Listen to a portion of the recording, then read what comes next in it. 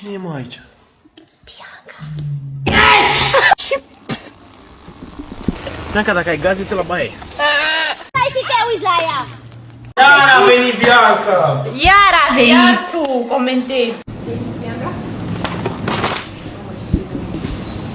Bă, da, te mai vaiți mult. Sunteți foarte supărați. Dacă îi dau drumul, ea se strâmbă. Nasol. Dă-i și în dreapta. Bă, să-ți omor încet. Uite aici e mierea. Vezi, Bianca? Accident. Dacă îți dai interesul, se poate. Bianca, nu, te rog, nu. Te rog, De ce? insist. Te rog, pe bune, nu.